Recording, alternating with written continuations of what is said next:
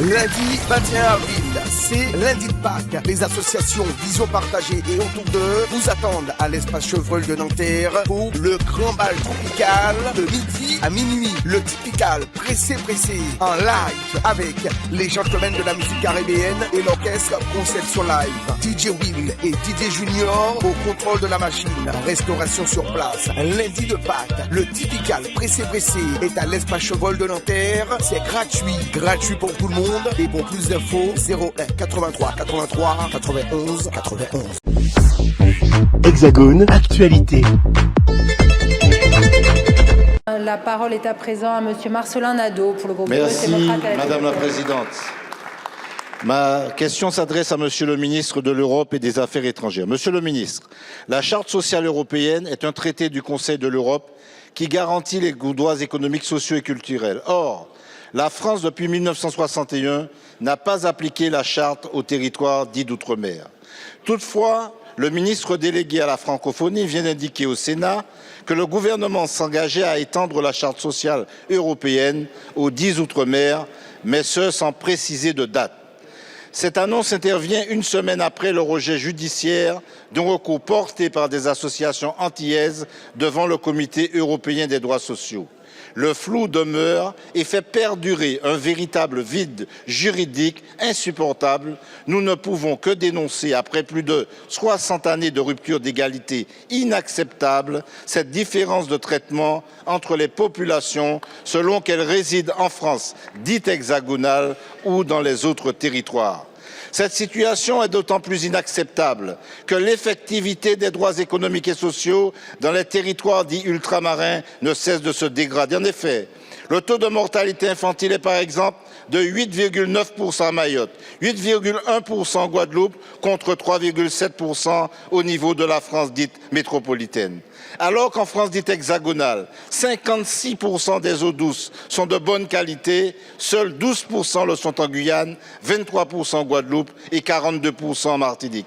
Alors que plus de 90% des Martiniquais et des Guadeloupéens sont contaminés par le chlordécone, il importe donc, Monsieur le ministre, de répondre à cette question. À quand la date de l'application de la Charte sociale européenne aux territoires dits d'outre-mer ?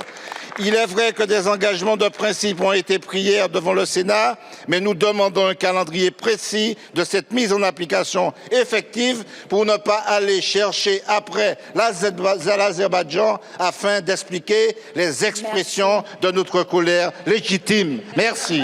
Merci, Monsieur le député. La parole est à Jean-Noël Barrot, ministre de l'Europe et des Affaires étrangères.